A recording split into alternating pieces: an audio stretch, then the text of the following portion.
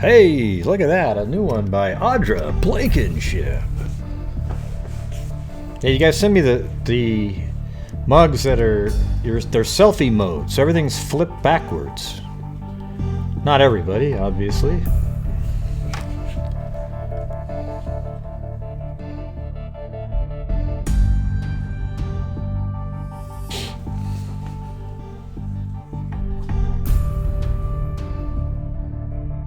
I am now.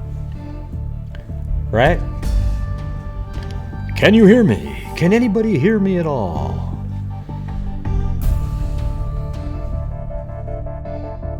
I'm gonna need to get that sound effect.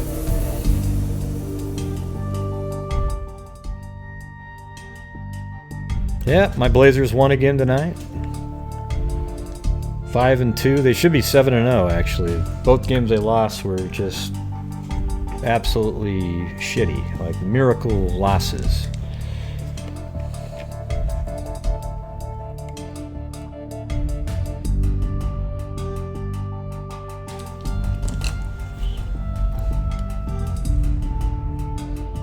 Oh, you did? Is it pretty cool, Patricia? I don't have a t-shirt, I have the hoodie, but it's kind of small on the hoodie in the front. I was thinking I should have put, for the hoodie, I should just put Nefarious on the front, and then the larger picture in the back.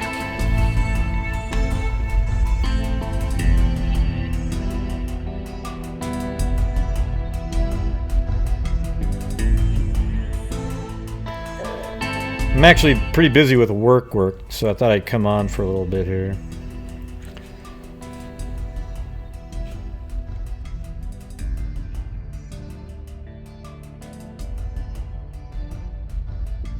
And Ada and Daro hooked me up with some stories to go over.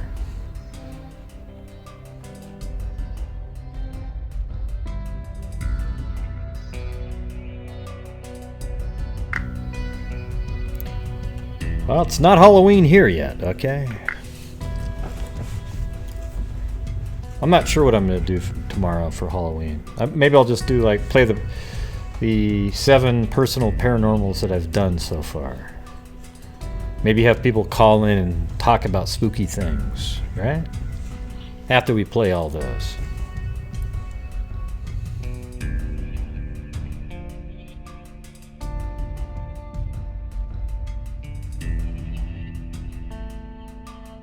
And don't worry, I won't be trying to debunk your paranormal experiences.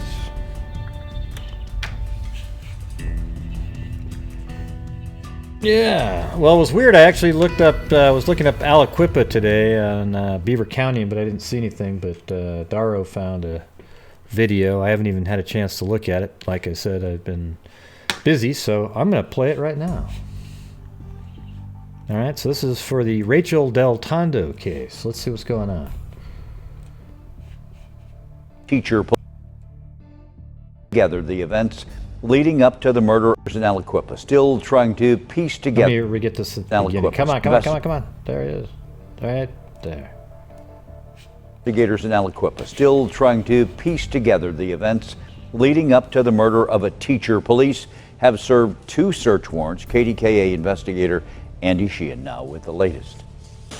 So far, attorneys for former fiancé Frank Catropa and sometime boyfriend Sheldon Jeter say their clients deny any involvement in Rachel Del Tondo's murder. But yesterday, Jeter's attorney raised a third possibility, saying Del Tondo had received death threats because she was about to testify before a grand jury about corruption in Aliquippa. It's hard to imagine that fear and those death threats had nothing to do with the fact that she was shot, within days of her alleged testimony in front of a grand jury. Was she killed because she was a cooperating witness? Sources close to the grand jury tell me she had not been subpoenaed. And District Attorney David Lozier, who's prohibited from discussing any grand jury, responded this way. To the best of my knowledge, she was not a witness in another outside investigation that has anything to do with this homicide. But Attorney Santacola has suggested that the Aliquippa are conflicted in this murder investigation and should be removed. How does he know the answer to that? How could he say that, possibly? Oh, that has anything to do with this homicide? Yes, because she wasn't dead yet. You sound like an idiot. Move from it. Late last year, Del Tondo was involved with the state police investigation of the Aliquippa police when this incident report about her was mysteriously leaked.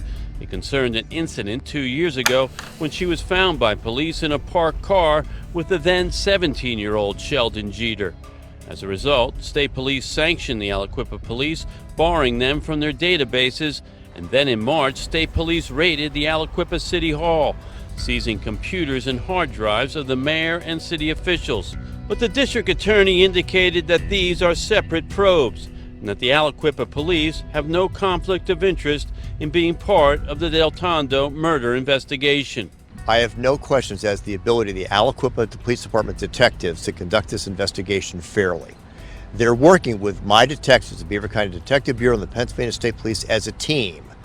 They would not be part of this team if there were any question as to their capacity or their integrity. Andy Sheehan, KDKA TV News. Wow, you guys think she was stunning? I think she was pretty, but not, not like wow. Or... Welcome back. We continue. Bob Pompiani, Ron Cook, and we're joined right now by Mike in Bethel Park. Go ahead, Mike. What the hell did that guy say? Let me I gotta hear that again. Together, the events leading up to the murder of a teacher. Police have served 2 search warrants. KDKA investigator Andy Sheehan now with the latest.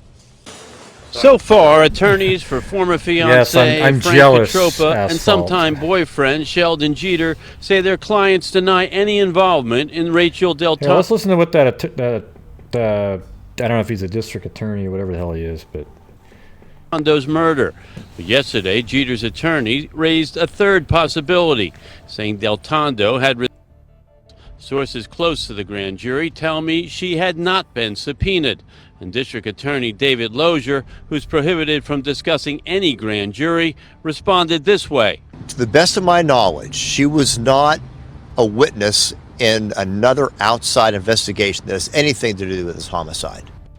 yeah, does that make any sense at all right there? How stupid is that? Yeah, because she wasn't dead yet, you idiot. I mean, look how dumb that is. I mean, oh yeah, she had busted my ball. How do you know either? Because you don't even know who killed her or anything, right? So how would you have a clue? It's almost like you know something, but you accidentally put it out there. Pretty strange there. Pretty strange. All right, I'm just going to zip through some of these websites that were sent to me by Daro and Ada. Of course, we're looking at Daily Mail again, all right? So they might have some butchering of words. I mean, I butcher words all the time, but it doesn't help when you're actually reading information that doesn't even have the words in there correctly. Quote professional news article. Iraqi refugee who planned to carry out terror attacks with bombs he built in Las Vegas was caught in elaborate. Yeah, so again, right there it should say, in an elaborate FBI sting, teaching agents to make IEDs with skills he learned during the Gulf War. Yeah, see, the very first sentence had something wrong with it. Ahmad Suhad Ahmed made 2 bombs in a... How was that, by the way? Made 2 bombs in a condo in Las Vegas, which were to be used in a terror attack in Mexico. Thwarted by the FBI because Bureau had set up an elaborate sting operation. All right, let's just get to the... An Iraqi refugee living in U.S. built 2 homemade bombs in Las Vegas. In a Las Vegas condominium, which he planned to use in a deadly terror attack, DailyMail.com can reveal suddenly. But Ahmad... now I can't say it again. But Ahmad so he's got the same name as the first name and then the last name, was thwarted by the FBI because the Bureau had set up the whole thing as an elaborate sting operation according to bombshell court documents. So a lot of people call those things entrapment, but I don't, because if you're entrapping somebody who's willing to do this, it's their heart is exactly the same as the person who actually would have blown up people because they were going to do it. They thought they were actually going to do it. So it doesn't bother me one bit to get those people off the streets. According to the paperwork filed at the U.S. District Court of Tucson, Arizona, Ahmad is also accused of teaching the making and use of explosive destructive device or weapon of mass destruction to another person between March and April 2017. He allegedly provided an undercover FBI operative with homemade bomb recipes and taught them how to construct remote detonating bombs. Ahmad, yeah, that's just wild. He's like, I wonder if he's part of a larger network, but just sort of an individual who will help people be terrorists. Ahmad told a confidential FBI source how to detonate a bomb using a cell phone with a removable battery, a trick he said he learned during the war in Iraq, the papers allege. Ahmad said the bombs were easy to make, it states. FBI operatives say they met with Ahmad in his apartment in Tucson and asked him to show them how to make a car bomb to hit a target in Mexico, to which Ahmad agreed. During April 4th and April 26, 2017, Ahmad met on numerous occasions with multiple undercover FBI agents in Tucson to discuss the plans for building the bomb.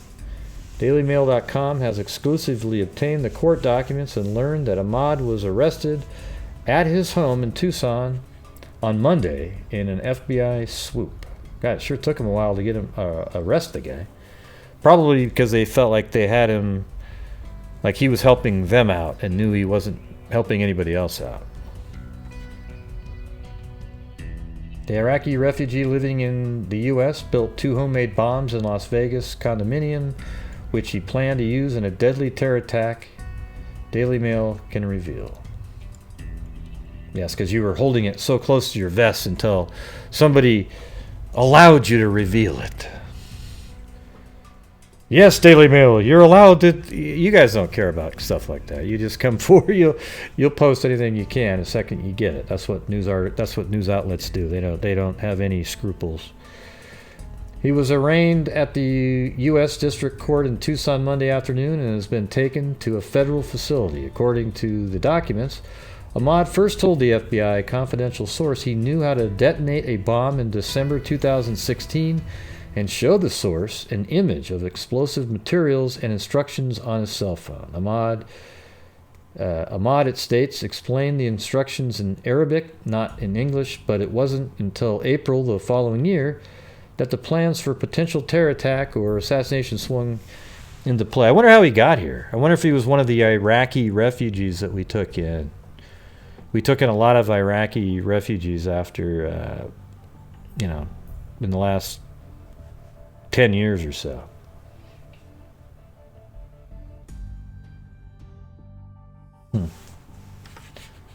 Let's see. Yeah, that's a pretty long article, isn't it?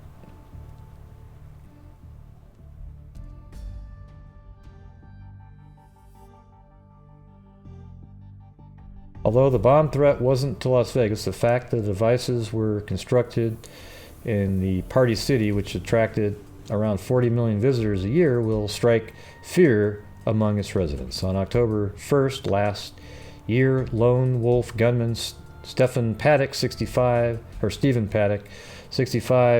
did expose security lapses in the city, long deemed a soft target. Yeah, so I guess they're saying that people in Vegas are going to be scared to know that he was out there.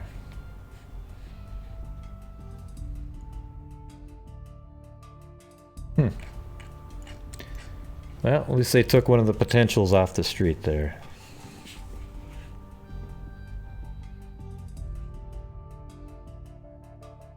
Well, I think they just arrested him. When you say under wraps, they just kept monitoring him and then finally arrested him on Monday, which was yesterday, apparently. All right, here's another Daily Mail story right here. Wow, is that actually part of it? Wow, that's crazy. Let's see. I'll cut your freaking head off, man 47 is arrested after petrified commuters filmed him waving chainsaws, like multiple chainsaws, around on a San Francisco train while yelling about committing the Bart Chainsaw Massacre. Patrick Brinkman, 47, was arrested on Monday for threatening passengers on a San Francisco train with 2 chainsaws, so I guess he had more than one. A man has been arrested for threatening San Francisco train passengers with multiple chainsaws and yelling that he was the Bart Massacre. Patrick Brinkman, 47, was taken into custody on Monday afternoon following what passengers described as a frightening ordeal on the BART train. Footage filmed by passengers showed Brinkman holding a red chainsaw as he repeatedly tried to start it. The woman who filmed his antics tweeted that Brinkman kept referring to himself as the Texas Chainsaw Massacre and also the Bart Massacre. So let's check out the video here.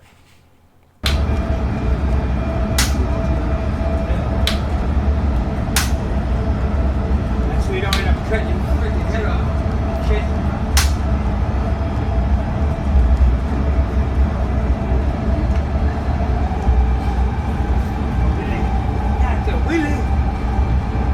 Looks like he just bought the damn thing. Yeah, he did. Like, there's the box right there. It's like, it still has the tag on it. Man, maybe these people are just lucky that the battery wasn't charged or something.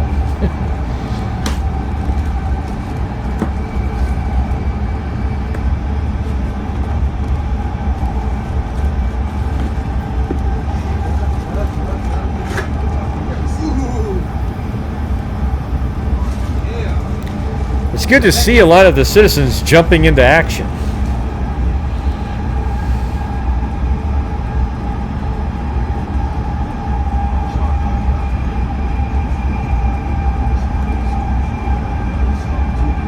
Oh wait, they're not doing a goddamn thing.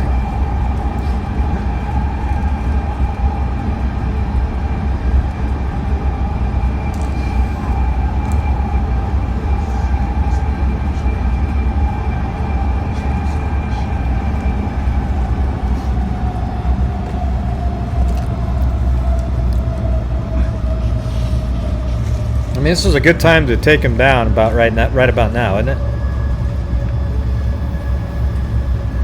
When he's already said, I'm going to cut you guys' heads off. And that guy's just reading the paper over there like it's...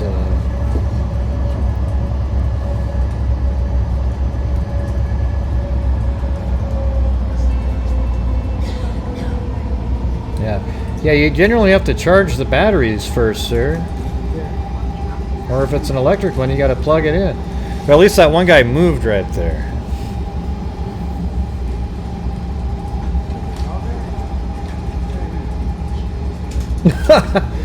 This guy's the worst killer in the history of mankind, all right? Wow. Let's see. Brinkman was then caught on camera removing a green chainsaw from his box and trying to start the second device. When he started flailing the second chainsaw around, at least 2 passengers could be seen walking out of the train carriage. You mean the few smart ones that were in there? The passenger tweeted her video to SF Bart while she was on the train, saying, "This shit ain't funny. Y'all have to do better. What the F?" SF Bart responded to the concerned passenger, "We've never seen anything like this before. Best thing to do is to snap a picture and send it to dispatch via Bart Watch app. You can also go to another car and alert..." Yeah, listen, the guy's trying to start the saw now. You know, I don't need your advice on, you know, the proper etiquette on who to contact. Here, just a second.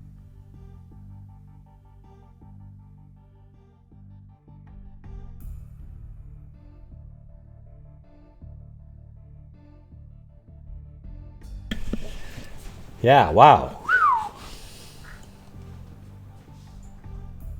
Good thing he was just too stupid, you know? Just a really dumb criminal.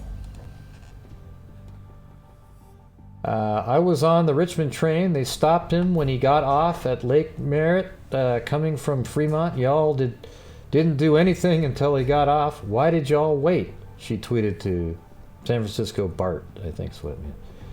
Police received multiple calls, and officer quickly positioned themselves to board the train at Lake Merritt when the man actually got off. There was no waiting to respond. They acted within minutes. Well, they, you know, we see him on the train trying to keep starting and stopping the thing. You almost like this. These kind of stories seem fake almost because they're so dumb.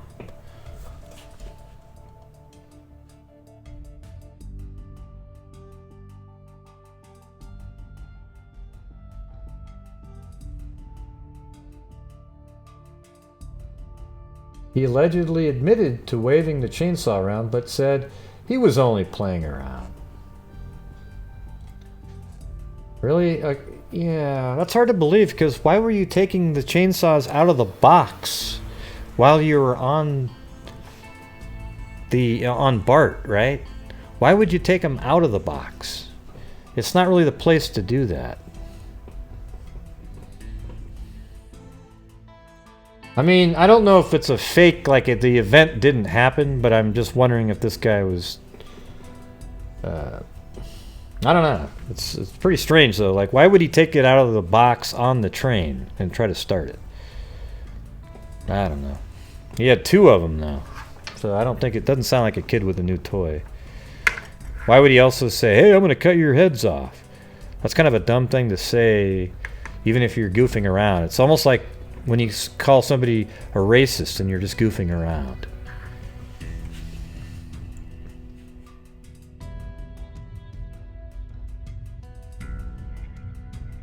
Yeah. All right. Now moving on to another Daily Mail one, but as other support information in other other I guess websites. So this one is one that I think it happened a couple days ago or maybe yesterday. But it's so weird. It looks so similar to something else that I saw a while back. Pictured, there's a wife 30 who plunged to her death in Yosemite. She was purchased on the edge of Taft Point for hours with no backpack or camera. See, I don't buy the images that they're showing here. So they do have this girl here. She's a well-known travel blog person with pink hair back there. She's back there, but they say that that's her there. And I just, to me, this is the same crap you get in like the Kanika Jenkins case. You zoom in on something, and it's all blurry. Look at, there's no way to tell that that's actually even a person there. Okay, it could just be part of a rock, but why do you think that's her? At all. I mean, what makes you think that that's her standing there? And then they zoom in even more. Oh, look at that. Jeez. I don't know how you can say that this right here is that girl there. Okay. No, I don't even know that's a person. Nobody can tell me that this is a person right here. Okay, that could be rock or anything. Look, there's even some little pink color there, some up there. I mean, if it's her, was her hair all over the side of the cliff because it's pink right there? This is just one of those things that, I mean, she was there and she ended up dying. I just don't believe that you can point to this and say, oh, that's her. Look how blurry that is. Now, it could be a person because it has a similar size to this, but what makes anybody think that that's her?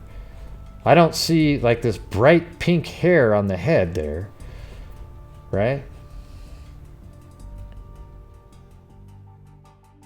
Right, I know. Did you see where a fourth cop in Chicago has been committed suicide on Sunday? It's a fourth with a... No, I haven't seen that. Tell him to quit doing it. Yeah, so this is what her hair looked like, right? And then, so you're looking at that. That looks like a hijab, all right?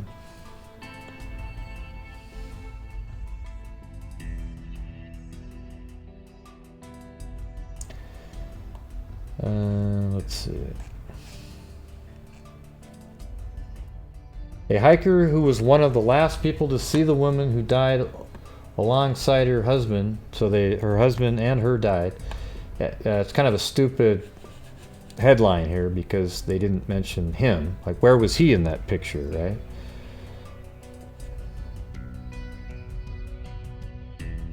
Let's see. A hiker who was one of the last people to see the woman who died alongside her husband at Yosemite National Park said that the woman was sitting alone on Taft Point at dusk on the night she is believed to have died. Dre Rose Laguio and her boyfriend Sean Madison were at Taft Point on Sunday just after 5 p.m. and after learning about the deaths of Indian nationals Vishnu Viswanath and Meenakshi Murthy, realized they may have taken the final photo of the pair. Laguio posted the dailymail.com story about the couple's tragic death to her Facebook on Monday and revealed that she had a rough idea of when the pair likely went over the edge of the 800-foot cliff because she unknowingly captured one of them in her photo. It was an image taken at 5:11 p.m. that clearly shows the pink-haired Murthy 30 in the background of their... Yeah, so you can definitely see her right there.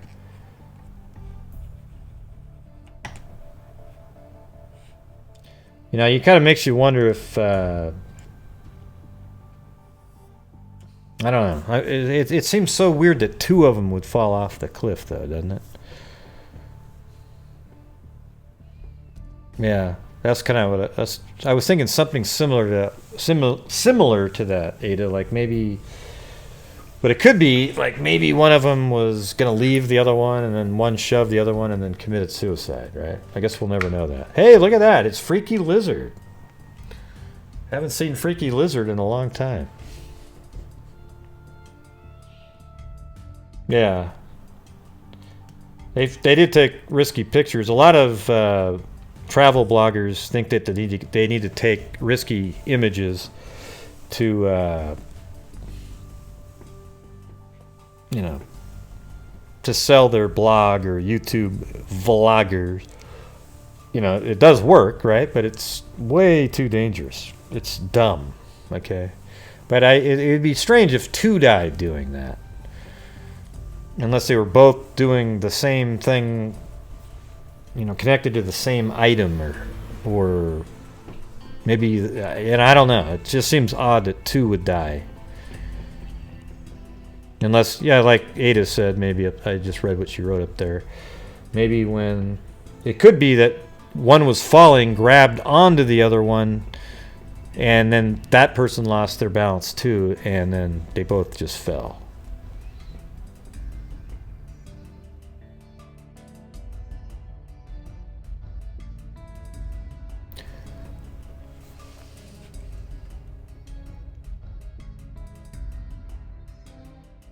Yeah, nobody saw her, though. I mean, him. Nobody saw him at all. So where was he during this? I mean, they don't even remember seeing... Yeah, let's see. Hold on a second. Huh. So in this picture down here is... Yeah, let's see. I'm trying to make out. So there's a girl in blue here and then this dark. Now I see somebody in blue here and then another, and the guy is, I mean, it almost looks like that could be that pair, but I don't know. See, it's too blurry. That's the problem. Everybody always, oh yeah, look, it's for sure, it's for sure. Well, there's just no way to know. But I don't see how you can claim that that's her looking at that.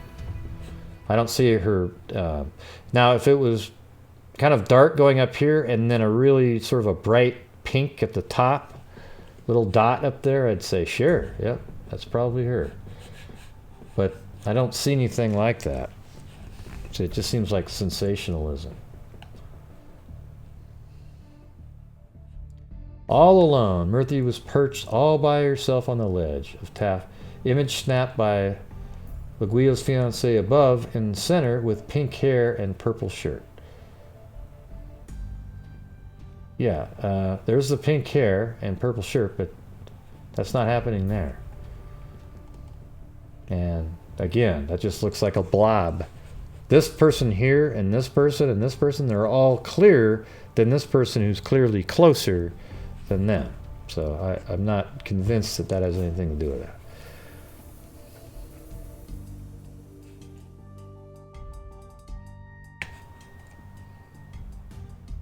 Okay, I think that's it.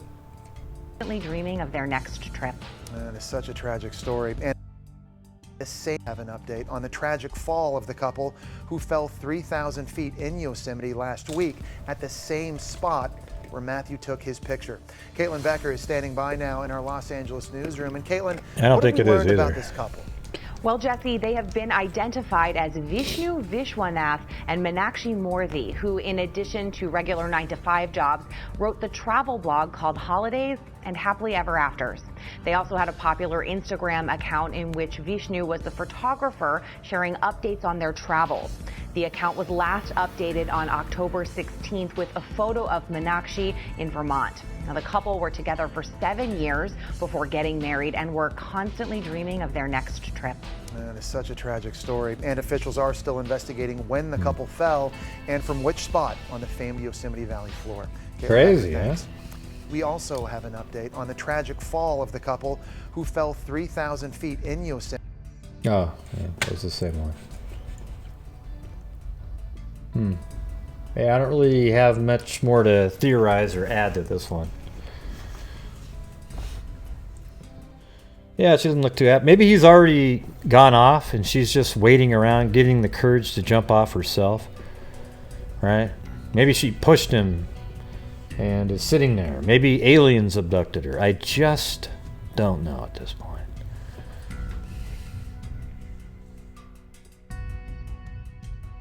Let's see. What's the name of this place?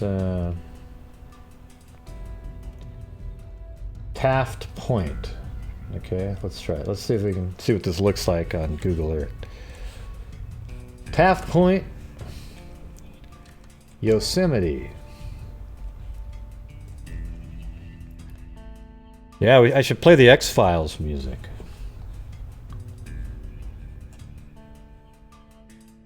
Well, there you have it.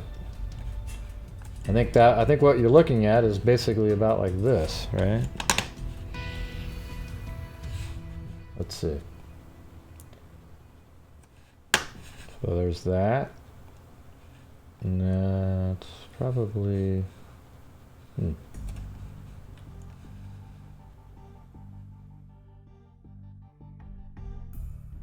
Let me look at that again.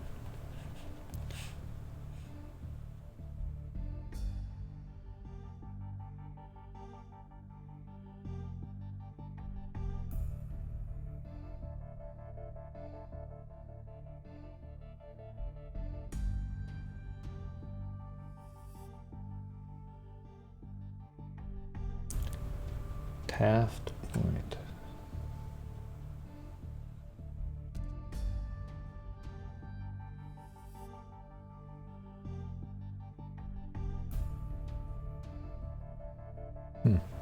It's hard to actually recreate that angle. And the only thing that kind of looks like that would be back here. But then it's backwards. Yeah, I guess it could be like this. Somebody on this side of the rock over here taking a picture.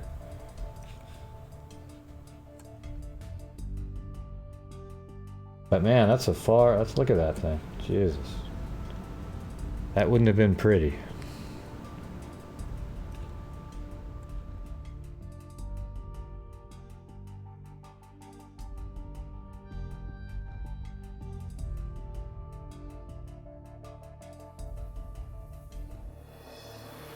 I almost feel like this tree right here is the one that I see that is an individual tree, but I don't know. Because you guys can't see it, but if you look at this, there's like this lone tree right there. But it looks like there's a little part that jags out that you could almost jump over, but it, you know, it could be an optical illusion.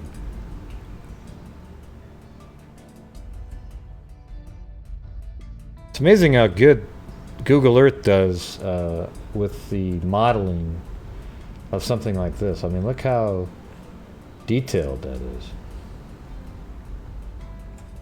It's crazy. So if you're down here and you looked up, let's see if you can do that. Can you look all the way up? Guess not.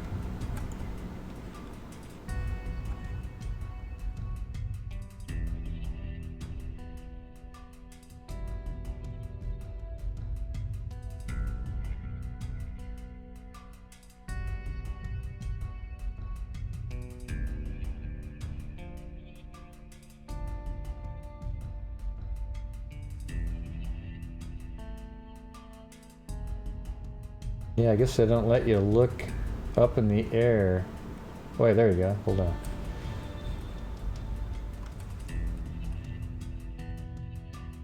I'm going to go all the way down to the bottom of that.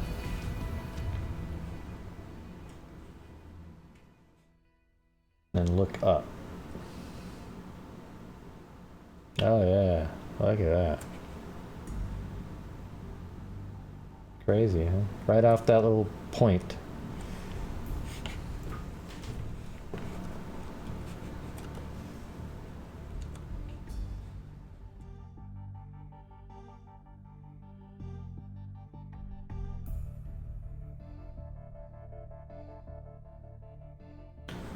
Yeah, it's weird. I can't actually get anything that looks similar to that angle because it seemed. Well, let's see. Maybe it was just like right here. Actually, that's starting to look pretty good right there. Oh yeah, yeah. That's. I think that might be it. So you're just there. That makes it look like kind of like this. See?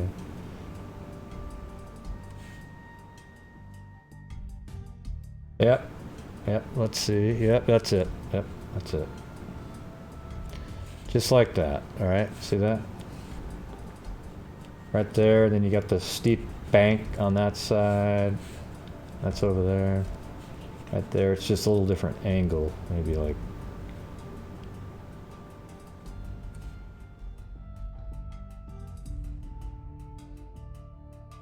Yeah.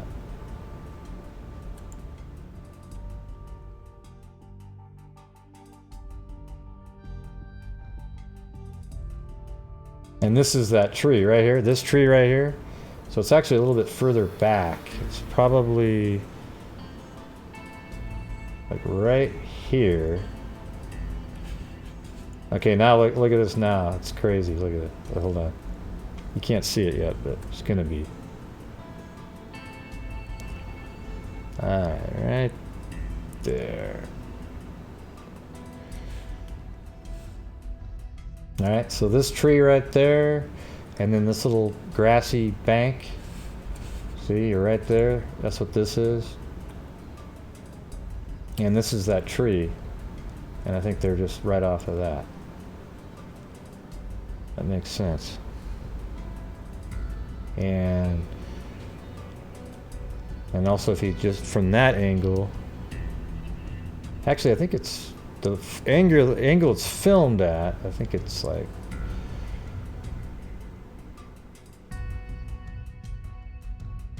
yeah, it's hard to recreate that, but I think that's it right there. Anyways, that's about enough of that, right? I'm scared of heights. I can't stand it. I hate flying. I hate being up on a balcony on the top of a building. I hate everything about heights. right?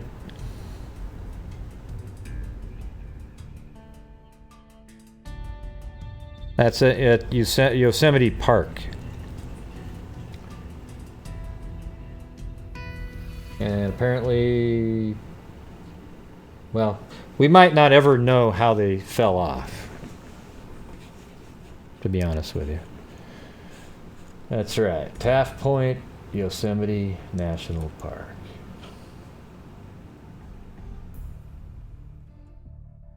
They call this Taft Point right here. I think this whole area is the point, though.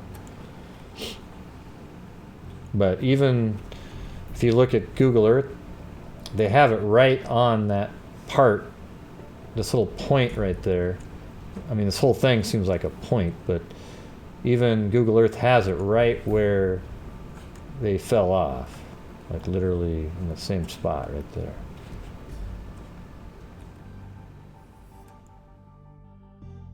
Wait, hold on, let me see something. This is starting to look... Let me check this out.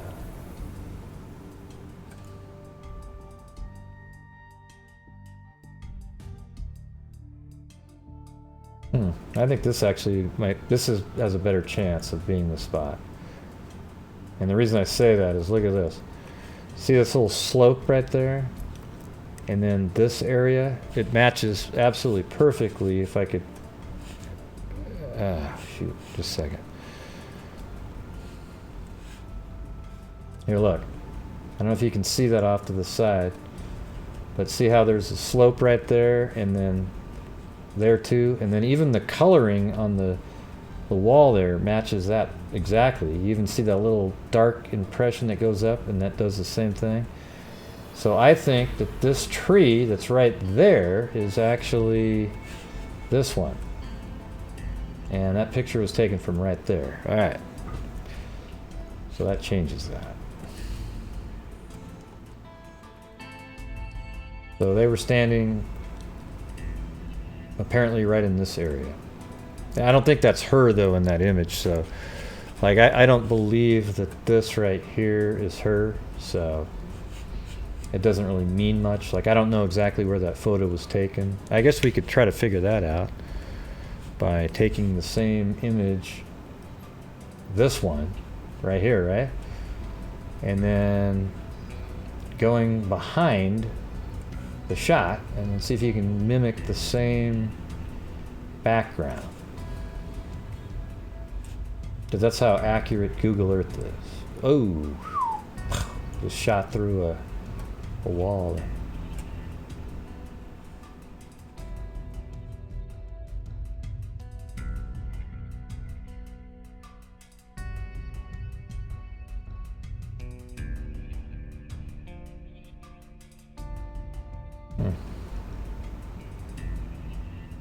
Okay, that's that little tree right there. So it was right here apparently. Come on. Ouchies. It's really sensitive right here for some reason. There we go.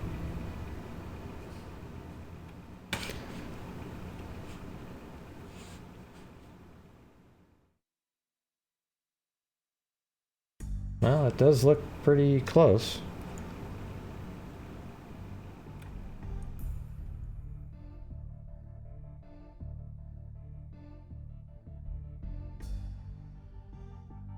Man, this thing's all over the place, right there.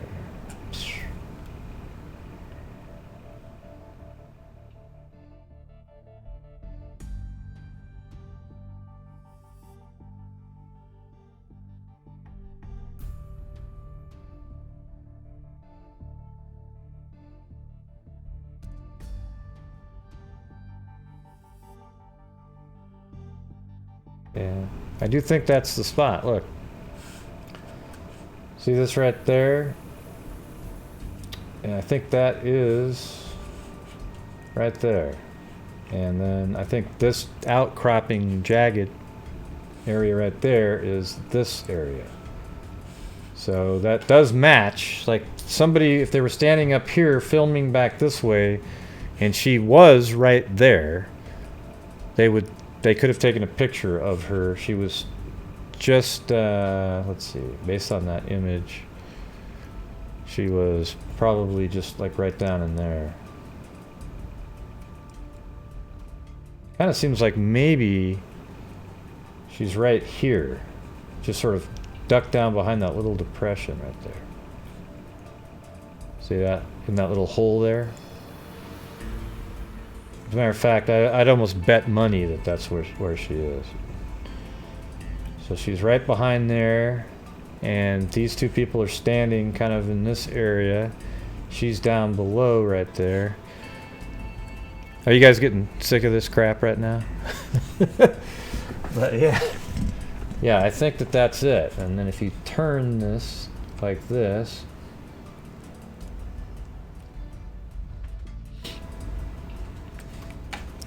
and if you notice right there, there's a ridge that comes down. And no, okay, just this is really good evidence right here. So you see this, the trees right in this area, and here's the ridge. Now watch this. That's exactly what this is right there. The trees and the ridge.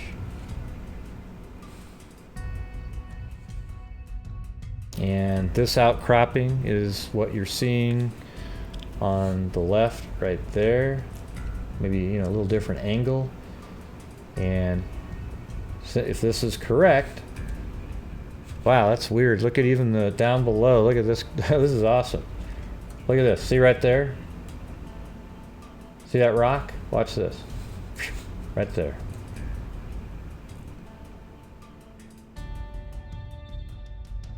That was inside the mesh of the Google Earth right there. There it is. Wow. That's crazy. It's neat when you can actually see things like that, completely lined up. Well, there you have it. We know exactly where that photo was taken. And yes, because of that, that is a possibility then.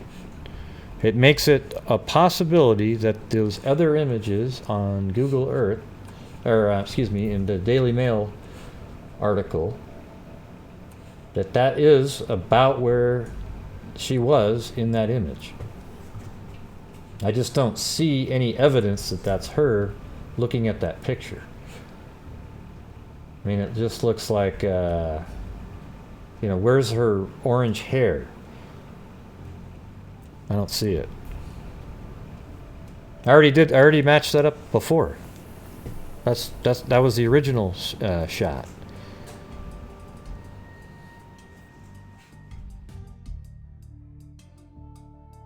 Remember, it was over here. You remember, it was.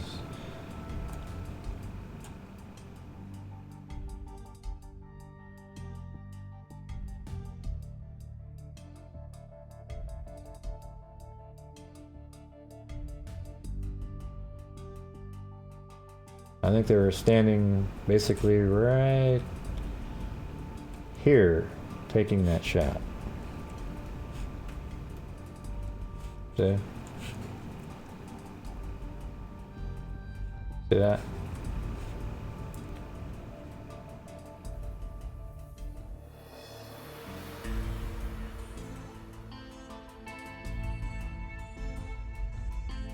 This tree right there is, well, hold on, maybe that wasn't the one. Just a second.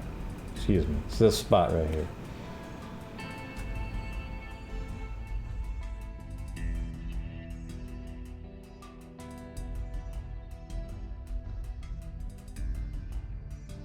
You know what I'm gonna do? I'm gonna put a pin here because I don't want to keep having to look for it.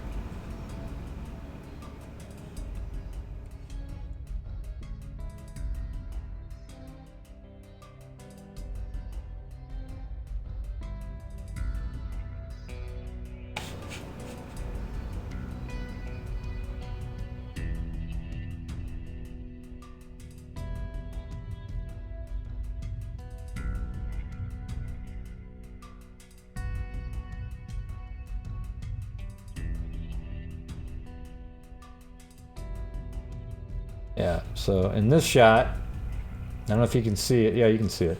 See that right there? That little angle, you got that right there. And then you've got this right here. And you've got this right there. You got even that little dark little L right there is right there. Amazingly that Google Earth could pick something like that up on a side view like that. How they do that, I have no idea. And then here, this tree right there is this tree right there. Those people walking right there, walking right in this area. The lady getting married, or the wedding dress right there, is standing next to this tree over, like right in this area. Then the groom looks like he's standing there. And apparently whatever this is, if that's her, is right here. All right. Got it all figured out now? I wouldn't even go anywhere near the edge of that. No way in hell. I remember when I was in Chicago when my grandparents lived there. Oh my God, did you say Chicago? See, I told you you were related to the Kanika Jenkins case. Yes, my grandfather lived there. My father's from there. There's no connection, you idiots. All right. So, we were on top of like a 60-story building, and my brother's walking around on the edge of it in the Windy City. What the hell was he doing?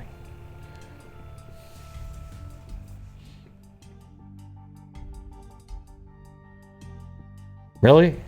Hey, cool, Scout. What does it have to do with what we're talking about? Let's see. When we get higher floor hotel rooms, my hubby won't even... Yeah, I can't stand it.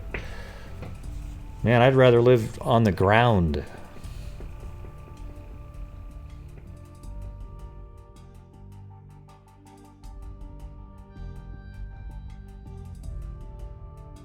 I wish I could save this spot, right? Let me save this, because this is exactly... I have it set up so perfectly right now.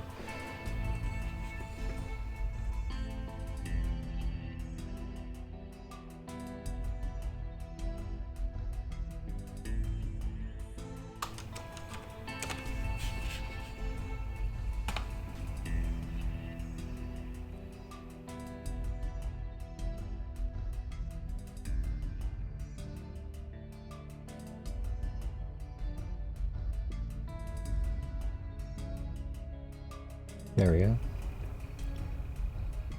So that's that shot, and then if you want to go right to the angle, boom. And maybe I should save in the shot from over here. Oh, I'm stuck in the woods.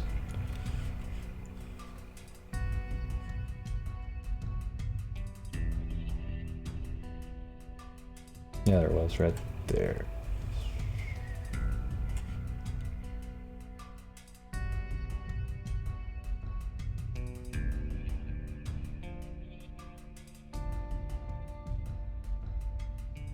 All right, got that all locked in. All right, I saw that link up there. Hold on a second. Better be interesting, Daro. If it's not interesting, pox on... Well, I don't even know what the pox on.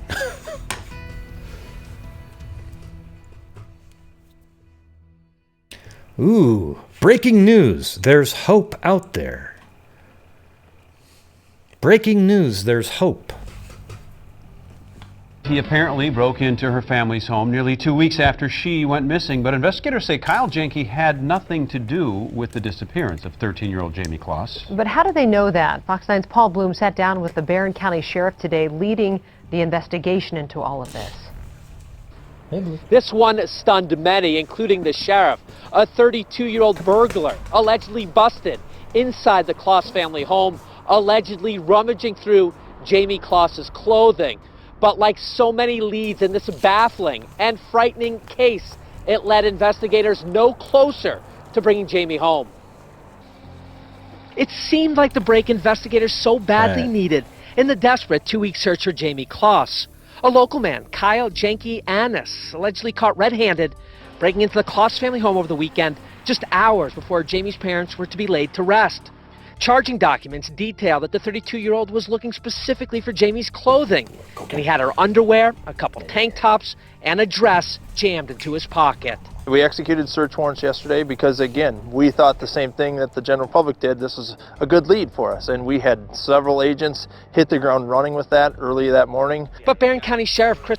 I wonder if that guy ever opens his eyes wider than just that little narrow... You know, it's like, I've never seen him not look like that. I think if he actually opened his eyes, I wouldn't recognize him. Fitzgerald explained it, too, proved to be a dead end, as Janke's alibis checked out.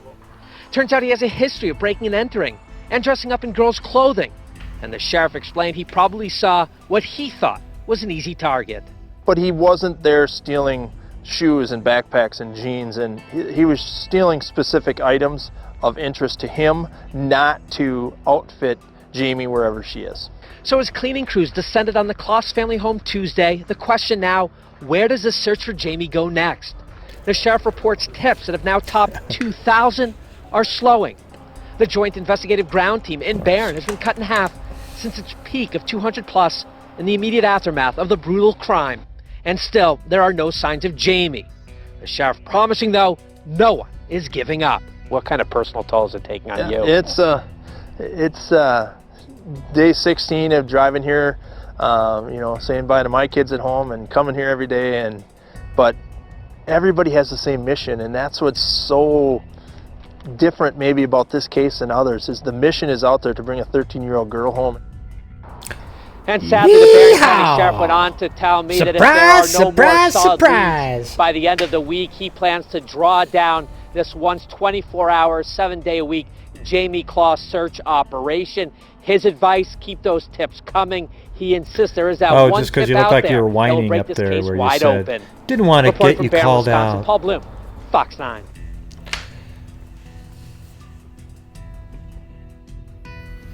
Let's see. What was it? I don't know what he was doing, the guy that went there, but I'm trying to figure out what was new in this article.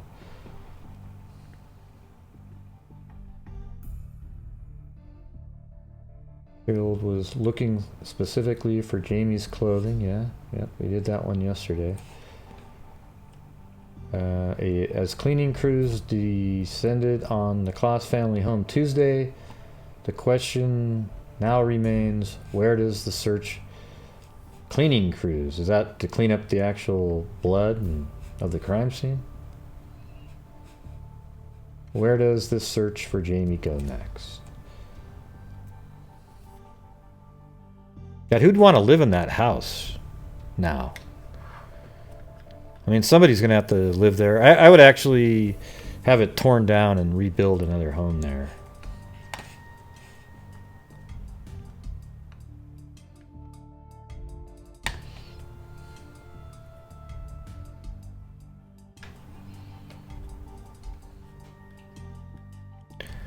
Let's see. Yeah, Scout, you've never called in yet. After all this time, you've never called in. What's the deal there? I'm just flipping you crap, Scout. All right. I figured you would realize that by now, and not have to go through the same thing every single time.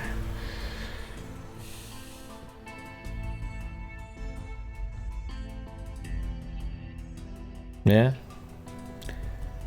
Colonel Williams. Never heard of that one. He said that he wanted the clothes to see what size she wore. But why? See, I think they need to maybe look into that guy a little bit more. You know, like what was he really about? It's weird. First of all, he's a known burglar, criminal type, and he breaks into a house to steal underwear and bras of a person he knows is dead, apparently, but doesn't take anything of value. What's up with that?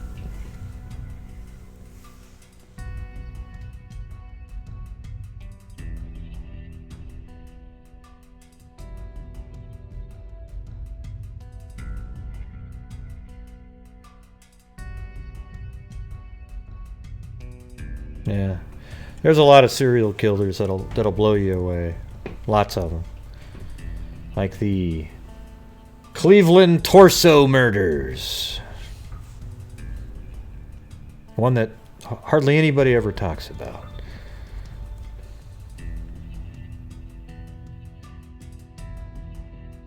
No, I think she's, I think she's dead.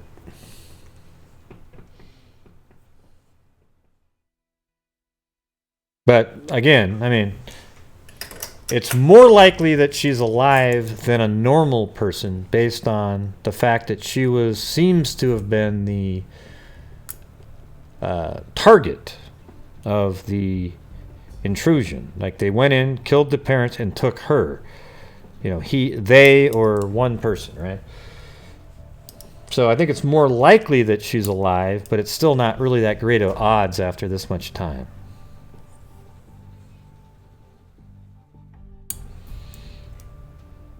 Yeah, well, the Cleveland torso murders I think it was in the 30s or something, like Elliot Ness days. And he actually was part of that investigation.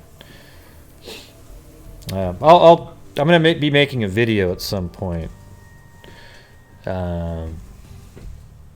with information that Ada's put together. I had already discussed the Cleveland torso murders on a show at one point. I don't know if it's still on the on my video list or anything like that, but I did cover it once. I had all the spots mapped out where they found parts of bodies, and they think they may have linked it to a doctor who lived across the street from a funeral home, and he would, he had access to it. It was pretty creepy stuff, really. But these were live people. And they'd find like a head and then the torso and different body parts floating around all over the city.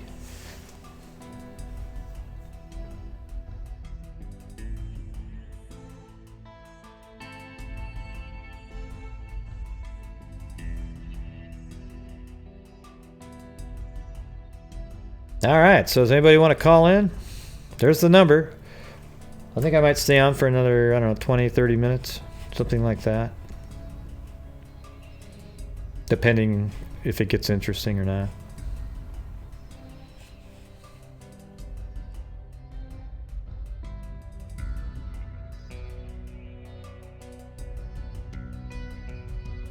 Because when I was talking to Dara, she said, "Oh, hey, have open mic." And I said, "Well, nobody calls in.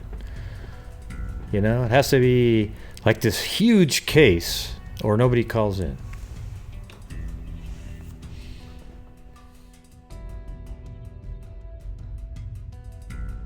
I don't think he was practicing cremation. I think the guy, well, if you're talking about the torso murders, he just seemed like he was some kind of psycho.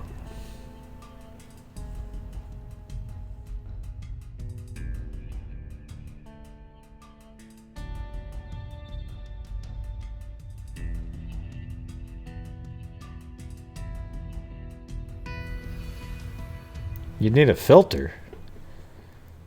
Oh, yeah? Okay. I wonder what the closing statements are going to be. Well, there's no evidence at all that, this is just like the Kanika Jenkins case.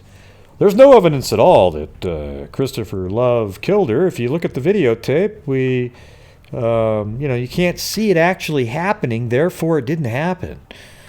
Forget the fact that he had the gun that killed Kendra Hatcher in his car a month after the shooting, because he was so stupid that he forgot to get rid of the gun. He was too into the sort of looking cool aspect.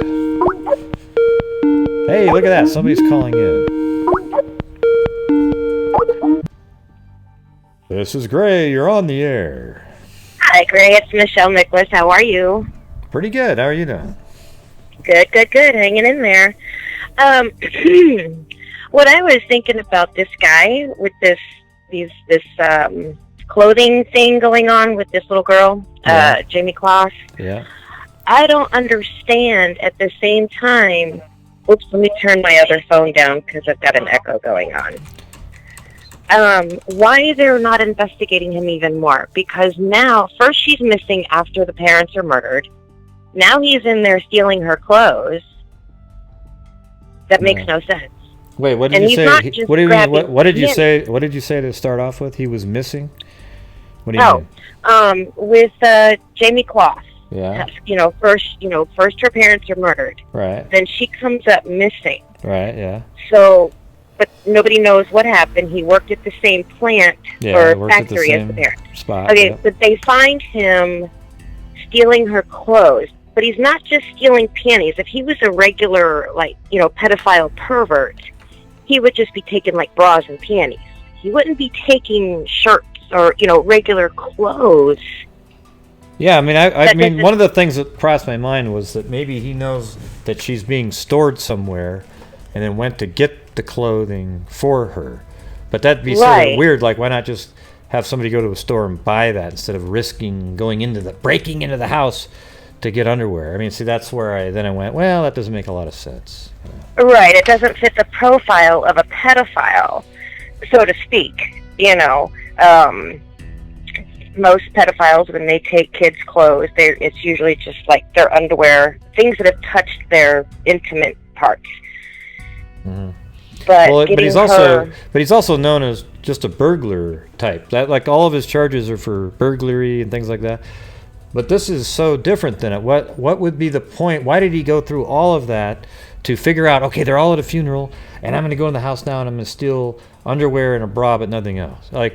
If you're a burglar, you steal items so that you can sell and make money. TV, computers, jewelry. That doesn't make a lot of sense. Well, I'm sure most of that's been taken out anyway, but it's and obviously he is completely following this step by step to know exactly when they're going to be there, when they're not going to be there, when the funeral is going to be, how long it's going to be. He knows a lot more than anybody knows. Yeah. And I don't see him being a cross-dresser. This is a little girl's clothes. If he was going to be a cross-dresser, he'd be stealing the woman's clothing. This is strictly aimed at Jamie. Yeah, it just seems, it's weird. I mean, I think they should definitely be asking him a lot more questions. They seem to have crossed him off, but I don't know how you could do that quick. I know. Because everything could be true that they found out, but maybe you don't know something that he's not telling you. Something. Right, exactly. And they've been hiding a lot of details from the very beginning with this case. It just doesn't make sense. They're even hiding, for instance, the fact that first they said that when they came in, when they arrived, they found the husband laying in the floor injured and the wife dead, but then later realized that the man was injured after kicking in the door, but he was at the door. No, they just screwed up on. These people reported that wrong. He wasn't alive. The guy just opened the door, and then he saw the guy dead on the ground, and said he was shot answering the door. Not, he was alive when I got there. He was never alive when they got there. Yeah, because I was reading it today. They were talking about the autopsies and stuff like that, and just no real news updates and stuff like that. And again, it said that when the police kicked in the door, the man was laying in the floor injured, and then they found the wife in the bathroom, that it looked like she was trying to hide and barricade herself in there, but she was dead. And then they realized that the man was dead. They would have to pass him and check him first before they would get to the bathroom to see her. Yeah, it seems like if you see a guy that's injured, you have somebody stay with him. You don't go, leave him there, leave him alone for a while. Let's go walking into the look around. No, you wouldn't do that. Somebody would start immediately trying to figure out the injury and help the person right away. Right. And then maybe Exactly. and then somebody else might go clear the house. I just I mean, I know a lot of times you want to clear the house with 2 people. I just, you know, it's a small town. Maybe they do things differently when you only have 2 officers. I don't know. Yeah, a lot of times, like when we get called on a scene, normally I get a heads up when there's a case, because me being the investigator or analyst, I have to be ready. But the first step is when the police go in, they have to clear the scene, period. Make sure that there is no other, shooter in there or whatever, because they don't know what they're walking into. Right. They have to. The first thing you do, like anyway, when I arrive on scene, my first step is I start taking pictures and video of everything outside.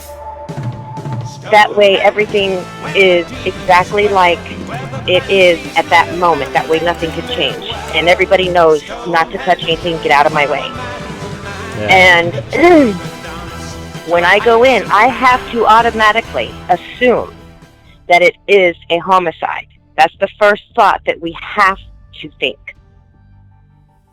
So when we go in, we start... Who's we?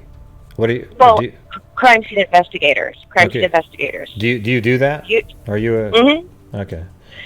Yeah, that's what I do. And, and you have to do it step by step. You can't go in and go from one end and come back here and go over there. And, so I go in the exact same way that the law enforcement goes in. It's all protocol. And to me, it just doesn't make any sense how they're putting all this wording together, and they haven't fixed it. Yeah, I mean, I know you go into a crime scene, but if you go into a building and you think somebody's injured, you immediately start trying to help them. You don't go, okay, hold on, now we're going to just keep walking around. And then, then when we came back, we realized he was dead too.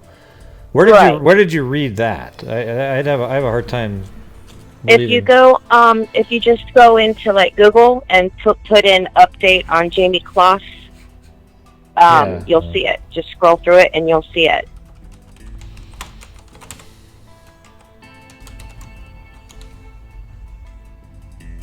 I can't remember. Was it A-E-Y? Yeah, I can't remember. How do you spell J-A-Y-M-E? J-A-Y-M-E. Yeah, that's right. Yeah. Now, which one? There's a whole bunch of them. It'll say the recent update was this morning is when I read that one. Was it like CNN or? It was, oh gosh, good question. You would ask me that, wouldn't you? My memory's not all that great. Not CNN. I think it was like one of the regular, news channels. I can't remember which one. Yeah, I don't see it. I mean, there's a ton of different things. Yeah, it's all about man charged with burglarizing, Jamie Kloss, home burglarized, that kind of stuff. Yeah. And I was like, this doesn't make any sense. And for what he was doing as far as getting clothes, like it was like he was getting supplies that she needs. Well, that's what I said yesterday on the show. But the thing is, I don't really know if that doesn't make a lot of sense to me either. Right. Because why would you go break into a home to get supplies that you could just have somebody go buy at a store somewhere else? Like you could literally drive 30 miles, 50 miles away, have somebody buy some. It just doesn't make sense to go through all that risk to me. Right. And it's like, he worked with them, but he says he didn't know them, which in a 98% I don't believe, but it is a big factory. They could have worked separate shifts. I've worked, with people that I didn't know that like that because we work separate shifts, but, live right down the street.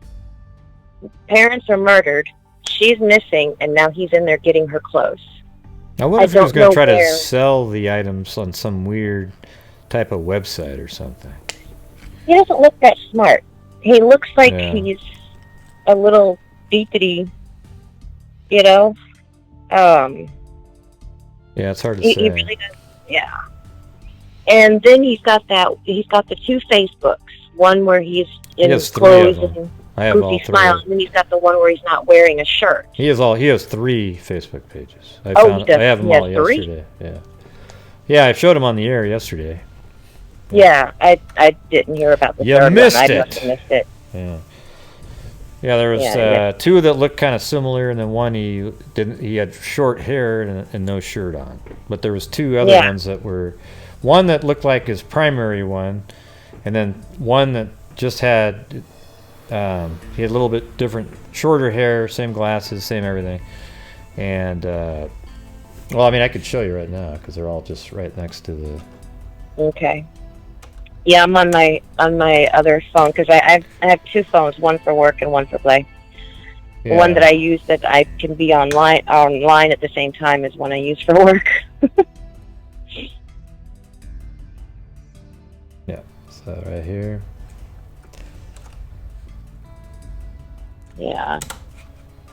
I mean, he does. He's very creepy looking. Yeah, so there's this one, right? See that one? You've seen this one? Are you looking at the screen? Yeah. Okay, so there's this one, right? Okay, then there's this one. Yeah. Not that one. Hold on.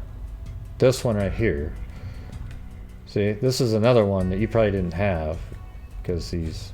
See this? See when his last post was made. Hello. Have you seen? This is a different one right here. See, this is one you didn't have because the one that without the shirt is this one right here, right? Yeah. Yeah. Can you go back and look on each one of them and see when his last post was? Yeah, I did that all on the show. Yeah, it's October 7th was this one. Yeah, he's just sitting around. He doesn't have any posts on, like, well, the other one. I guess on this one back in August, but there was one he had nothing on. I can't remember if it was this one. Like, there's a couple that look like they're just, like, he just uses them probably to troll. Yeah, he's trolling. Exactly. And it looks like he's got nothing but females on his Facebook, so all I see is female pictures. And of course, him standing there without a shirt on, he's trying to, definitely say that he's got a sexy body for females or whatever. And then, I mean, definitely he's a creep. Yeah, there's some other ones that are, like, you don't know what account this is, but it's not like there's a lot of Kyle Annises out there, Kyle is mildly, popular, but his last name isn't at all. I haven't hardly ever see that. I wonder if like his Facebook accounts are linked, like in other words, if he's got where they're all of his Facebooks are friends with each other. Yeah. Could be. Because he would receive updates on all of them at the same time. But look at all the girls. Everyone's sort of like these young people. Yeah, he doesn't have any. Yeah, no males. Doesn't look like name, at all. That name isn't in the. So this account looks like one he used. I'm trying to figure out how you get. Well, I don't. My Facebook page doesn't have a lot of people because I don't friend anybody unless I know who they are. Like I've known them for a while, type of thing. And this one doesn't have any. You can't look up friends. This one has like 2, I think it said. 2 friends. Okay. Look at the date that he created them. Well, how about this? I'll let you go do that. I don't really want. I'm not really. Okay. I've already gone through all this like yesterday and stuff. Oh, okay. I was back and forth between having to listen to my scanner and my phone and everything. Yeah, what you should do is type in, put his name in there, and then all 3 of those will come up. But there's just, August 14th. Most of his posts are before the murders even happened. Okay. I don't really want to do the digging around in it right this minute. Right. I'll do that. I can go in and do that. That's not a problem. Because if I do that, I'll start going down a rabbit hole on the show when I just want. Yeah. I think I don't want to stay on that much longer, to be honest with you. I got to do work that I came on because I always feel like I miss out. Like, wow, man, I didn't get to hang out with all my buddies. Exactly. Yeah, because it's 2:21 here. So what? It's like 11 something there. Yeah, but I think I can get this thing that I've been working on. I've been working on this this program for my boss for about 6 weeks. So I'm trying to. Okay. He's got a presentation coming up, so I want to get it finished. Okay. Yeah, but I got another 8 minutes. Maybe I'll see if anybody else wants to call in at the under the buzzer. But look that up. See if you can find something. Yeah, I'll go in and see what I can find while I'm waiting to see what's going on with this last call I just got. Yeah. What do you mean? Shooting on in Pine Hills. We call it Crime Hills. Do you have to go in? Yeah, I'll probably be having to leave here in about 15, 20 minutes. Well, maybe one of these times you should call in and you can talk about one of your, or maybe one of the really interesting crime scenes that you've investigated. I've got a lot of them for you. Yeah, well. As a matter of fact, it's the interesting ones. It was in the news today. I was on a call yesterday. There was a massive shooting, or multiple shooting on Hiawassee and Colonial in Orlando. There were 4 dead, 2 injured. Thank God that, all the police were okay. But that's a very high crime area over there. And if a day goes by without a shooting, it's not normal. Like Chicago. Well, probably I was saying like Chicago.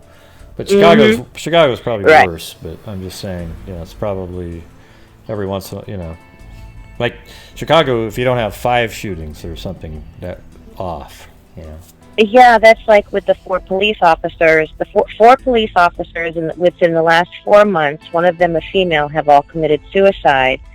And one of the chief of police out there was also arrested and charged with a murder. Where? I didn't get too far in Chicago. Oh. So there's some stuff going on. Well, why do you think they're killing themselves? Because something's coming down the pipe, the pike? Yeah, they're saying that one of them shot himself in his cruiser. Another one was found in his cruiser, but he was off duty. But he was in his cruiser, and he died from carbon monoxide poisoning in his in his cruiser. Doesn't make any sense. He's off duty. Why is he in his cruiser instead of his regular vehicle?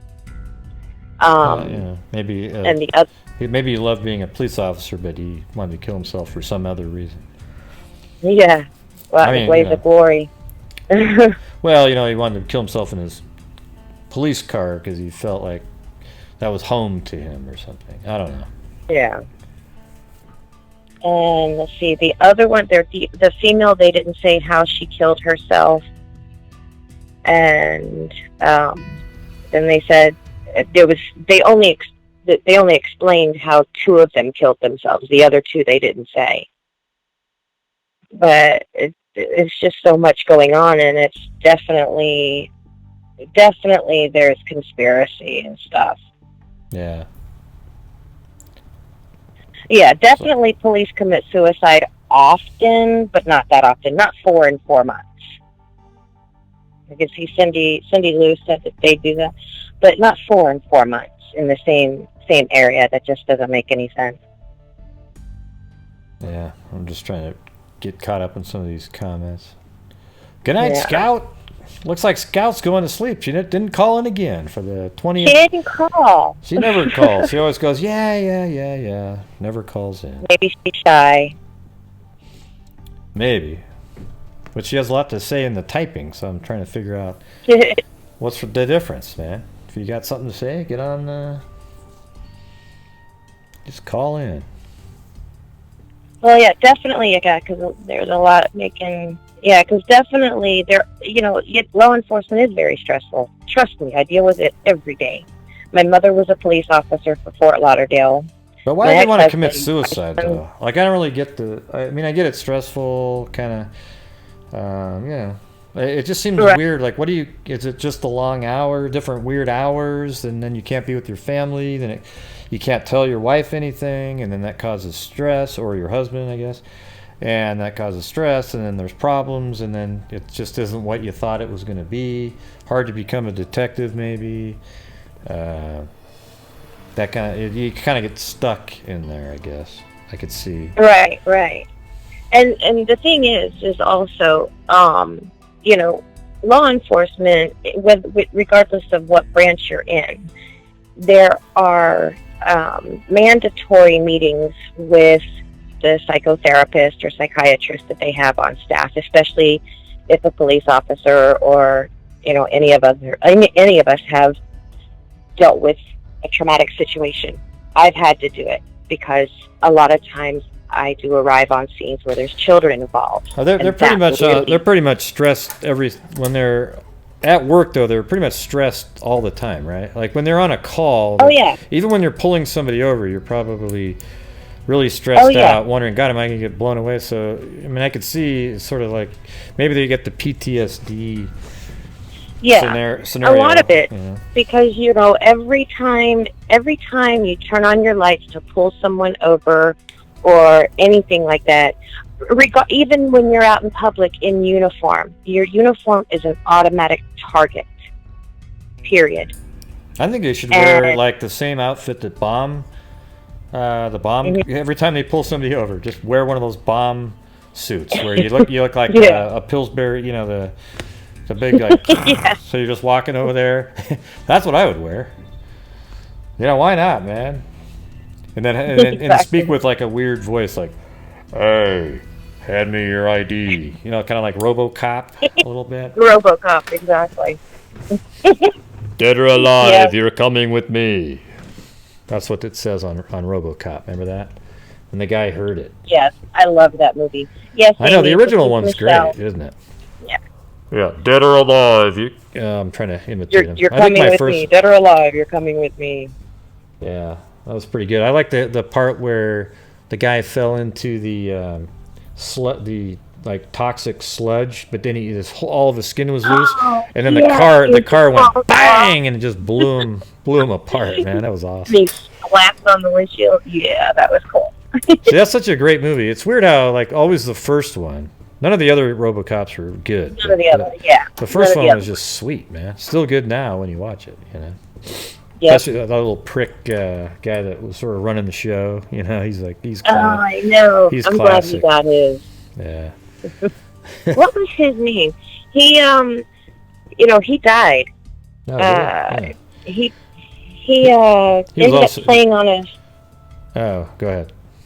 Oh, he ended up playing on one of the. He was on Child's Play. He was in the movie Child's Play too, I think. Yeah. Or maybe it was the other guy. He was there was another. Yeah, let's see. Maybe he wasn't Child's Play. Child's Play might have been. There's a guy that's very similar to him. Yeah. But I know who I'm talking. I picture him, but I don't think that was the same guy. Yeah. I'm trying to think because it's been forever, but let's see. No, I believe he was on one of the Child Play. Yeah, maybe not the first one though. Child's Play was pretty sweet too. Yeah, the first one. The first one was okay, and then after that, it was like, really? Yeah. Then, Chucky's. I'm thinking to myself, I would drop kick Chucky's wife. It's crazy. My 11-year-old granddaughter, she loves the Chucky movies. Let me see. The guy that I was thinking of in Child's Play is. I got the cast right here. Hold on. Okay. Where the hell? What the hell? Huh. Yeah, I don't see the person that I was. No. Wow. In the first one. I think the guy that played in that one was the one that played in Fright Night. Was that him? The original Fright Night, not the newer one. Oh, I was thinking of Child's Play 2. Look, because here's the this guy's the one I was thinking of. Greg, he was on Ally McBeal. This Greg German guy. Yeah. He's right here. This guy, I don't know if you can see it, but right here. This guy, he's been on. He's kind of a famous type actor. Not really famous, but he's been on a lot of. Okay, yeah, that looks like him, but just older. Yeah, that's. But no, the guy we're talking about. Let's see. So now that one's called RoboCop. He's a different guy. RoboCop cast. See, watch. It'll be a different guy here. Yeah, he was bald. It's this guy right here. He's a lot older now, but it's this guy. He was the dick guy. Like he was just right there. Right, yeah. Go back one, right there. Well, yeah, he's right here, this guy. But this is just him older. Yeah, he died. Yeah, this guy was on there too. Well, this guy was the bad guy, but this is the guy that would work for the corporate side of it. Yeah, he was the one that was like training RoboCop and thought he was so cool, but he ended up getting killed. Yeah. Sitting up in his penthouse doing coke with all the whores. Oh, and this is the guy that got. He's pretty famous too. He's the guy that got. He was the one that was by the toxic waste and got hit by the car. Yeah. That's him. I know exactly. Yep, that sure is him. Oh my gosh. Yeah, and this is the guy. This is the guy that was RoboCop. You know, he played the character with the voice. Yeah. I thought he was so cute too. Yeah, and this is the cop that he was with right here. That remembered him even in after he became dead or alive. You're coming with me. With me. Yeah, and she played in Carrie, the original Carrie. Oh yeah, Sissy Spacek was Carrie though, right? Yeah, Sissy Spacek was Carrie. Yeah. That was so much better than the new ones. It's weird how I never understood why people make movies again. Like you've already got a great one, and then you make the same movie, like Willy Wonka and the Chocolate Factory. You can't beat it, right? And then you make that crappy one with what's his face, Johnny Depp. It was so horrible. It was terrible. Mm-hmm. It was one of the worst things I've ever seen. Yeah. What I don't get is why didn't they come out with Charlie and the Chocolate Factory? Because in the original Willy Wonka, Charlie he gave everything to Charlie. So why didn't they come out with Charlie in the Yeah, it would be cool. Yeah, it'd be cool if they sort of just somebody invented a story where you're now Charlie and Charlie in the Chocolate Factory. So now he runs the show, and he's probably still alive today, right? Because he'd be about 80 or 90 or something. Yeah, he would be. Yeah, he'd not be even up that there. old. He'd be probably because I think that movie was in the 60s and Charlie was probably 10, so you might be 65 or something. Yeah, because I was born in '69, and I remember watching it as a little girl, little girl. So I know he's older than me. I'm 49, so he's got to be late 50s, early 60s, maybe. Yeah. Well, let's see. Let's look at Charlie Bucket. Actor age. Oh, so that was 71 was when. Really? Yeah, because I was born in '69, so he was at least 10, so he would be. Willy Wonka. He might not be that old though. Willy Wonka and Chocolate Factory cast. All right. I think that's him. Even though it doesn't look anything like him. Yeah, it is Charlie Bucket. Look at this guy. I could tell by his eyes, though, that was him. Oh, yeah. That's crazy. Oh, my gosh. All right, let's see. So he was born in 1957, and he's 60 years old. That's what I was thinking. Yep. Huh. Interesting. So why not just get him, and now he's the guy that runs the whole factory now. And have the same Oompa Loompas and have them sing the same damn songs or similar, the same type of songs, but just different verses, okay? The same exact same thing, like oompa loompa doopa dee dee, right? Like do that, but have a different story going on. I mean, the ones they didn't, the one with Johnny Depp were I don't remember one word or note from any of them. They sucked. Me neither. And the little guys that played the Oompa Loompas, they didn't know he was the guy that. He just wasn't an Oompa Loompa. He was just a midget, just a short little guy. Oh, how dare you! Do you see that? You weren't PC right there. You said the M word. What? You can't say midget. You can't say that. It's like height challenged or. Okay. I'm just joking. Actually, it's not racist. God. Man, I got you nervous for a minute. Like, oh my God, what the hell's this guy saying? So it was Augustus Galloop. He's the guy that drank the hot chocolate, fell in, and got sucked up the tube. And then you had Violet Beauregard, who you're turning violet because she ate the everlasting gobstopper. And when it came to the dessert part, they hadn't quite figured that out yet, so she became a huge blueberry or something. Yeah. So they had to put her in a squeezer. The juicing room, and squeeze her out. And then they had Veruca Salt, who wanted the golden egg. The golden egg. Man, I want it now, Daddy. Now. And she went down the bad egg chute. And then we had Mike TV, who got beamed across and made him really small, so they had to stretch him out in the taffy room.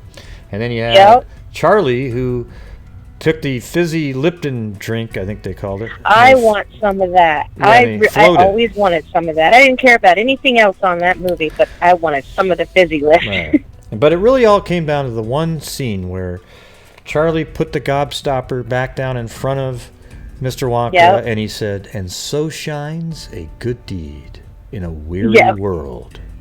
Yes. See? No, you got it. It was awesome. Woo! Every time I see that. One of the great. Yeah, it's awesome. And Gene Wilder was always an amazing actor. Yeah. I don't even know why. That's what I mean. It's so stupid that they remade that. Yeah. It probably cost a ton of money with all the CG and everything they were doing. But it was terrible. They never even play it. Like, have you ever noticed that it never plays on television? It's not one of those ones that, like... But every once... You see Willy Wonka and the Chocolate Factory...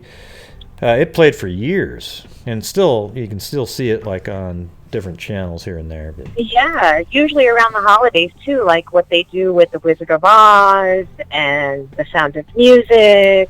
I've got a golden ticket. Chitty Chitty Bang Bang. Yeah, Chitty Chitty Bang Bang. Yeah, somebody said I want a golden ticket. So that was cool too. All that part. Here's the one part I didn't like about the original. Okay. All right. Well, the one part I didn't like was so Charlie, the family is really poor, right? You have Grandpa Joe and his wife, and then the other great-grandpa or the other grandparents of the late husband or whatever the hell, right? And they're just sitting in that bed doing absolutely nothing. Then, they're basically being taken care of by the mom who's working her ass off every day.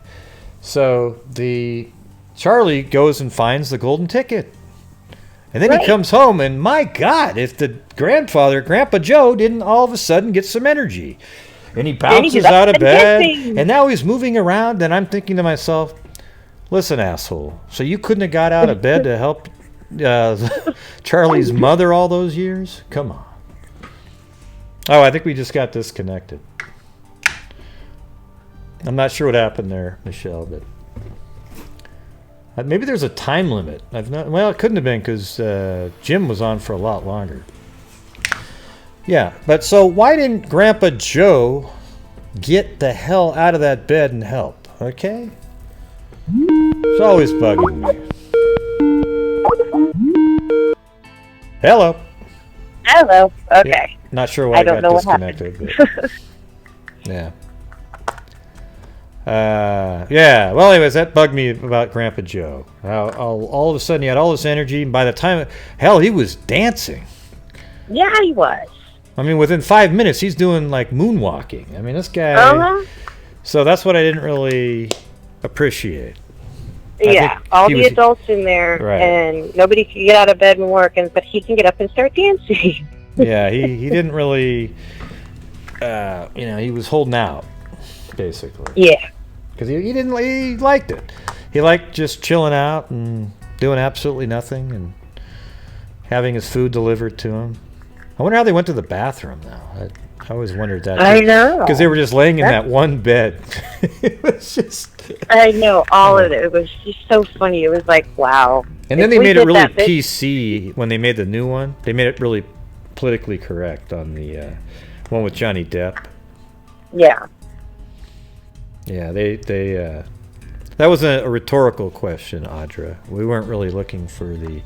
Well, they obviously were using bedpans. Oh, I just figured it out. Okay. Maybe they had catheters that just led to a bucket. You ever think of that? Right. Their last name was Bucket, by the way.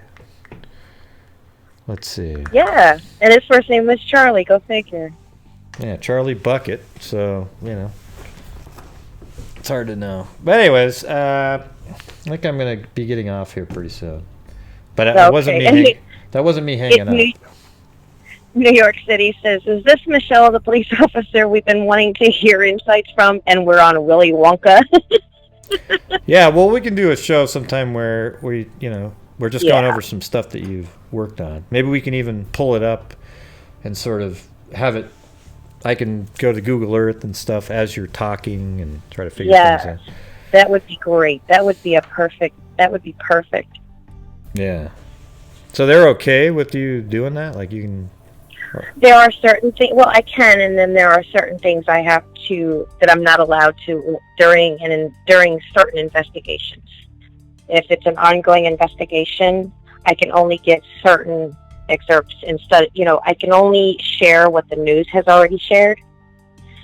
I can, explain what they're talking about, go into detail of,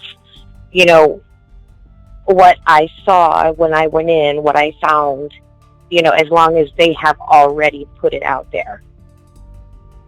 Yeah. But on older cases, like with the Popes, I can talk about that. Oh, that's right. You were the one that knew about or did the Pulse night. Okay. Yeah, maybe we could go over that one. Okay. At some point. We can do Not that. today, but... All right. Well, cool. Well, thanks for calling in. That was fun. Got some laughing. Yeah, definitely. Let me know what night you want to do this, and send me an email make a mental note of it. Send me an email to my email, and then I can we can set something up. Okay. Do you have Okay. it? It's in the description of it. It's GRAYHUZE. Well, I'll put it in the chat right here. Okay. So, Okay. right. I don't come in. My email is Gagas. It's GAGAS. My grandchildren call me Gagas. Okay, well, And I'll rely on you sending me one. I got too much stuff. Okay, it's right there. Yeah, I'm just saying when it comes in, you'll know it's me. Okay, great. Okay. 2@gmail. Got it. Okay. All right. Sweet. All right. Well, thanks for calling in. I'm gonna. All right. Call it a night, but I appreciate it. So thank you. All right. Thank you. You have a good night. You too. Bye. All right. Bye-bye. There was the Michelle.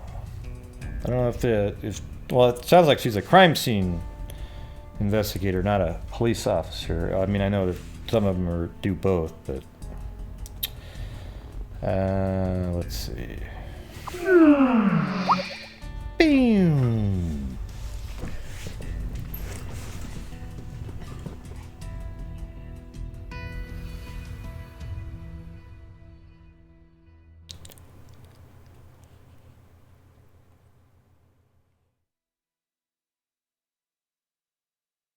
Oops. Oh, sorry. Hey, Michelle, your name went up high. I didn't mean to put you on timeout. I was trying to get rid of this rogue dolphin I just don't want any more bitching in here. All right. So I put Michelle on timeout on accident because it scrolled up right when I was trying to click it. So that wasn't on purpose. Don't get angry. You got 300 seconds to wait.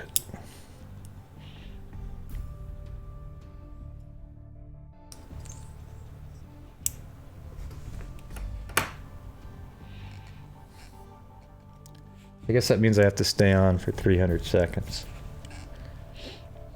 Let's see.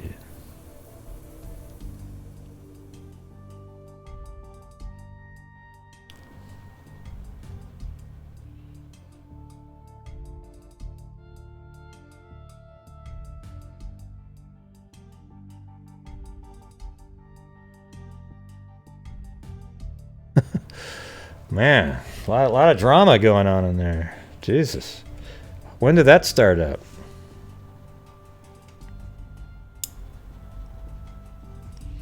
Jesus. Anyway, sorry about that, Michelle. Your name went up so fast that it popped. The chat was fast and furious, and when I hit the button, it was already up one spot.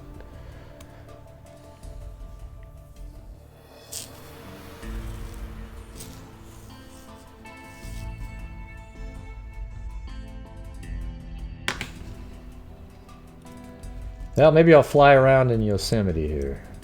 It's pretty cool looking. Look at that. Look at that. That's just I mean, Google Earth went above and beyond making, scanning in this area. That's for damn sure.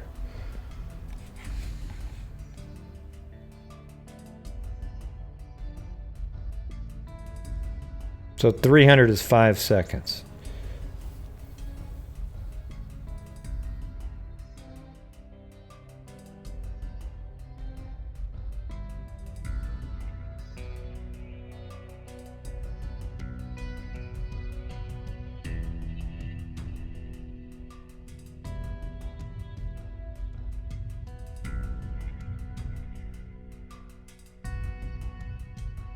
Man, I'm confused.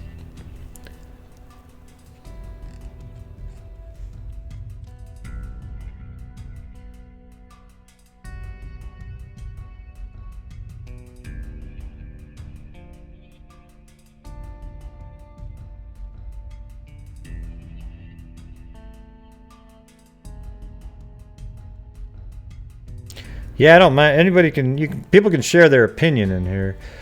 I just don't want the drama aspect of it, right?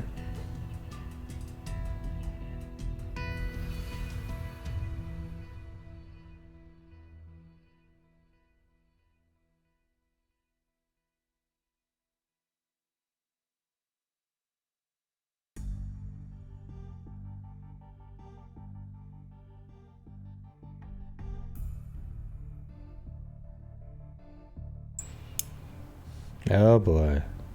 Seems like we're getting into some drama on every show.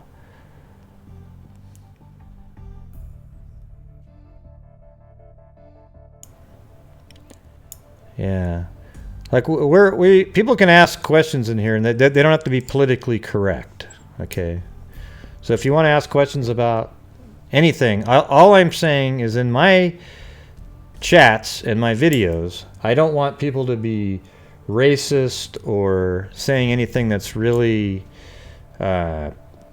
shitty, like accusing somebody of something. All right, but other than that, you can talk about whatever the hell you want to talk about, but be prepared for somebody to disagree with you. Hey, thanks, Daro. Stonehenge. And they do live well.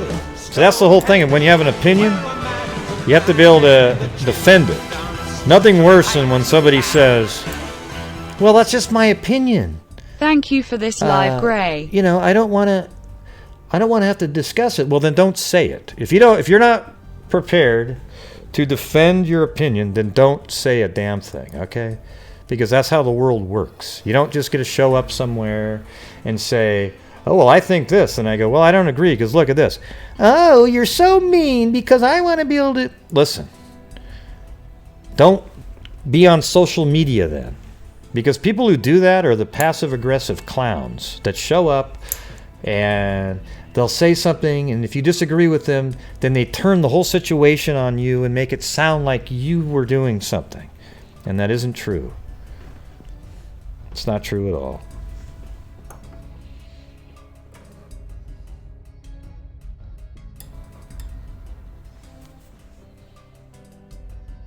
Yeah, no problem. I like doing lives, but it's weird how it seems like lately all of a sudden they turn into a shit show at the end for some reason.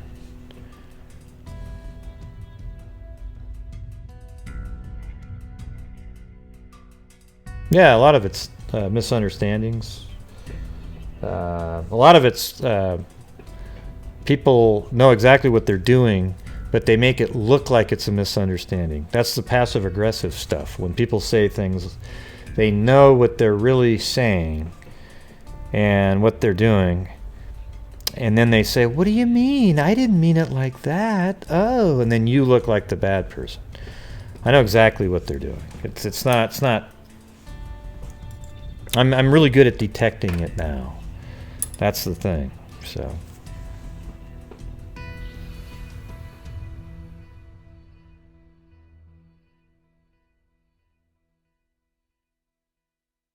Yeah.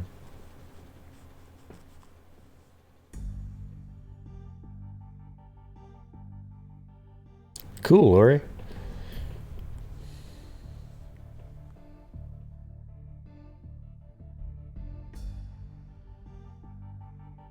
Boom! All right, anyways, I'm going to end the show now. Hey, if you're still there, Michelle, I didn't mean to put you on 300 there. I was trying to put the person on that seemed to be really upset about people communicating with them.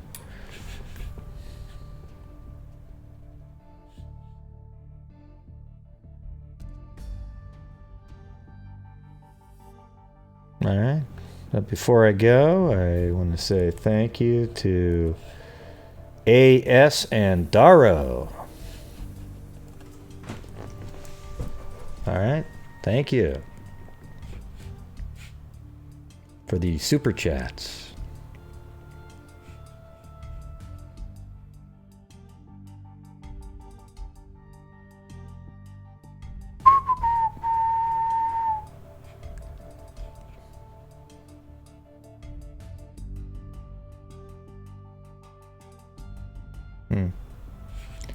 Well, I'll have to...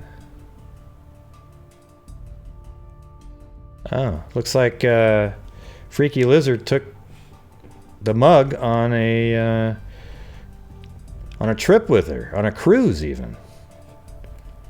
Might have to check this out. Oh yeah. It's like a regular pamphlet. I'll have to show this on my next show. It's awesome. It looks like a brochure that Freaky Lizard sent me. That's crazy.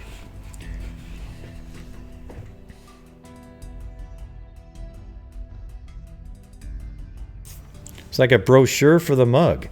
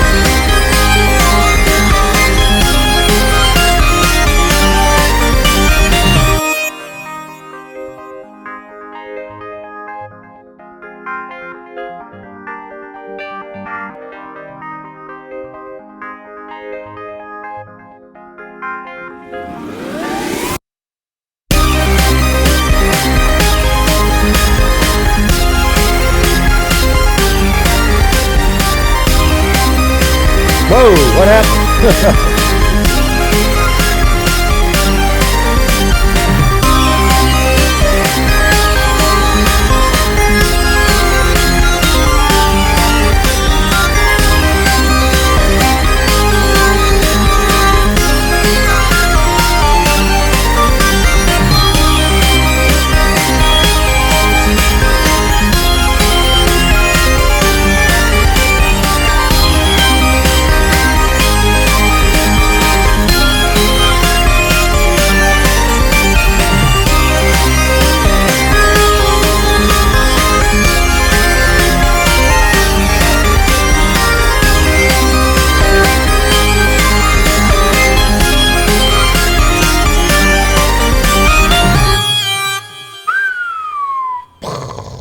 All the way out into space.